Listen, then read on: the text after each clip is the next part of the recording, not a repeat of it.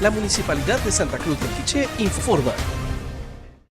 Así es, pues estamos haciendo una visita en conjunto con el Ministerio de Ambiente y Recursos Naturales y Municipalidad. Una visita atendiendo la denuncia de varios vecinos, ¿verdad?, en cuanto a la emisión de sonidos de algunas casas comerciales que se exceden, ¿verdad?, en poder aumentar los decibeles del sonido correspondiente. Esta es una de las primeras inspecciones que estamos haciendo y estamos apercibiendo a las personas, y únicamente vamos a cubrir inmediaciones de zona 1, zona 3 y zona 5, donde hay más afluencia de personas. Por parte de la municipalidad, hasta el momento no se han hecho multas, sino llamados de atención.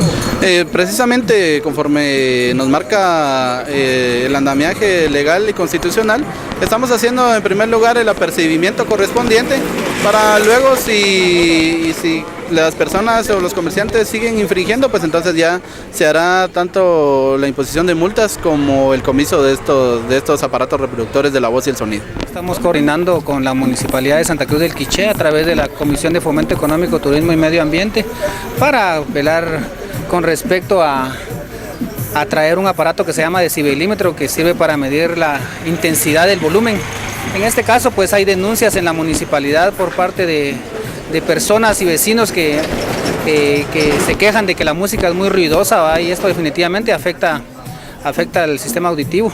En este caso pues estamos haciendo algunas visitas a lugares donde tienen aparatos con alto sonido para dejarles una notificación por parte del juez de asuntos municipales y prevenirlos al respecto de que ellos no caigan o infrinjan la ley, porque esto está tipificado específicamente en la Ley de Mejoramiento del Medio Ambiente, también así en el Código Procesal Penal y en el Código Municipal.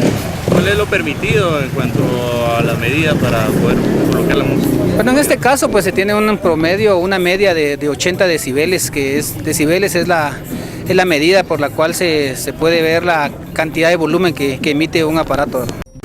Municipalidad de Santa Cruz del Quiché. Administración, licenciado José Francisco Pérez Reyes.